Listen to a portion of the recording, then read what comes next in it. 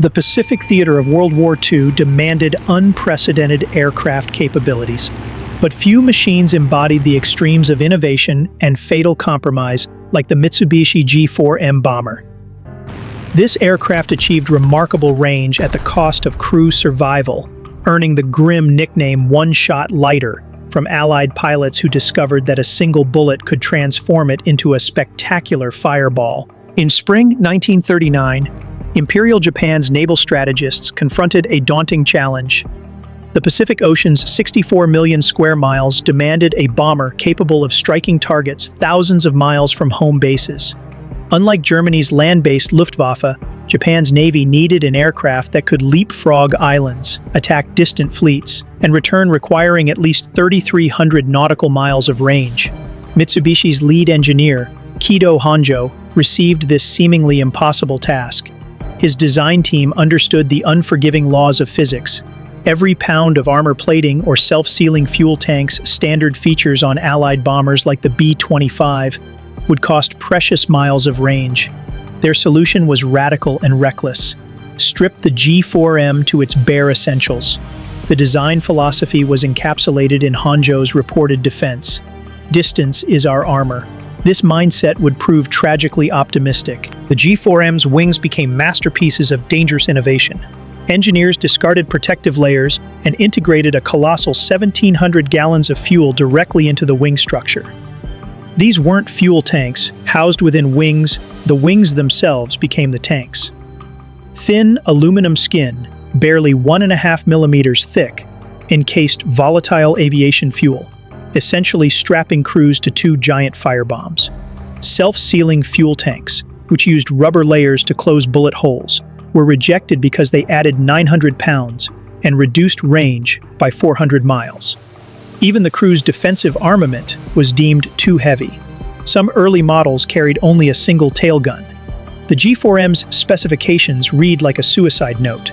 No crew armor, no engine protection, and escape hatches so poorly positioned they were practically useless.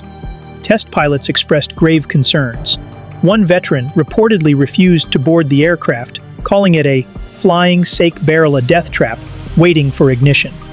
However, the Imperial Navy's obsession with range silenced such dissent. When the G4M debuted in December 1941, initial missions seemed to vindicate the design gamble.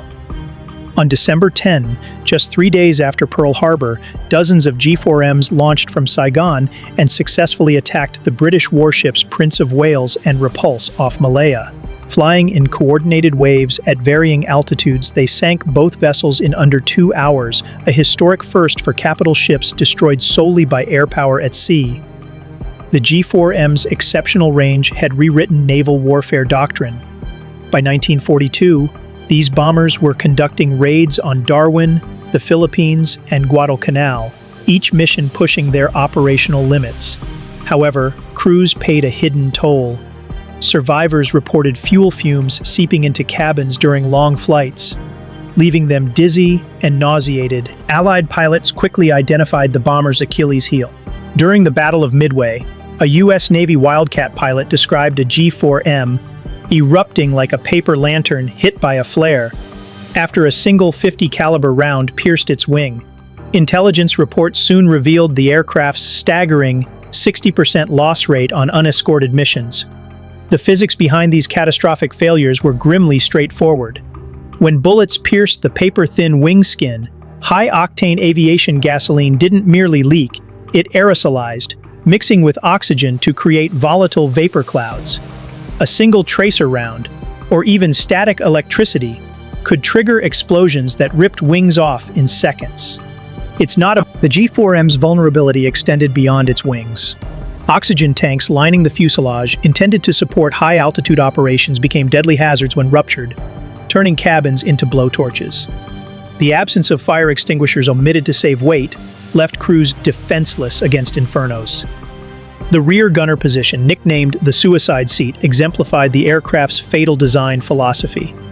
Housed in a plexiglass bubble with no armor plating, tail gunners faced disproportionately high casualty rates, with many killed before completing their 5th mission.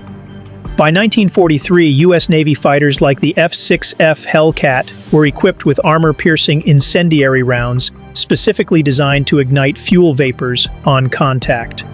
Allied pilots developed standard attack patterns, dive from above, strafe the wings, and watch the G4M transform into a firework. As Japan's strategic situation deteriorated, the G4M became a symbol of industrial entrapment. Despite its obvious flaws, abandoning the design would have meant surrendering Japan's only long-range bombing capability. Aluminum shortages forced engineers to scavenge materials from beer cans and cooking pots, while fuel rationing grounded entire squadrons. The aircraft's role in Admiral Yamamoto's assassination in April 1943 underscored its tragic duality. The architect of Pearl Harbor died when his G4M was intercepted by P-38 Lightnings, the bomber's vulnerability contributing to Japan's loss of its most brilliant naval strategist. Production continued at a frantic pace despite deteriorating quality control. Rivets were replaced with adhesive, engine parts were salvaged from crashed aircraft, and wing seams allegedly split during taxi tests. By 1945, attrition rates in some G4M units exceeded 80%, with entire squadrons disappearing mid-mission. The G4M's post-war legacy proved as paradoxical as its wartime service. U.S. engineers studying captured examples marveled at the aircraft's range while documenting its catastrophic design flaws. A 1952 MIT study used the G4M as a case study in The Tyranny of Momentum, how flawed designs, once in mass production, become nearly impossible to correct due to institutional inertia. The bomber's failures contributed to significant advances in aviation safety. Post-war aircraft incorporated inert gas systems to neutralize fuel vapors, isolated oxygen lines from fuel systems, and prioritized crew protection alongside operational capabilities. Modern fire suppression systems in military and civilian aircraft owe their development partly to lessons learned from the G4M's flying fireball reputation. The Mitsubishi G4M stands as a cautionary tale of engineering extremism and wartime desperation. Its designers achieved their primary objective, creating a bomber with unprecedented range, but at a cost that bordered on criminal negligence toward crew safety. The one-shot lighter nickname, while grimly humorous, reflected a tragic reality. Thousands of aircrew died, not from enemy action alone, but from their own aircraft's fundamental design flaws. The G4M's story reminds us that technological innovation without balanced consideration of human factors can transform engineering marvels into mechanized tragedies. In pursuing the impossible dream of an invulnerable, long-range bomber, Japan created instead a flying crematorium, a machine that conquered distance but could never outrun the laws of physics or the inevitability of fire.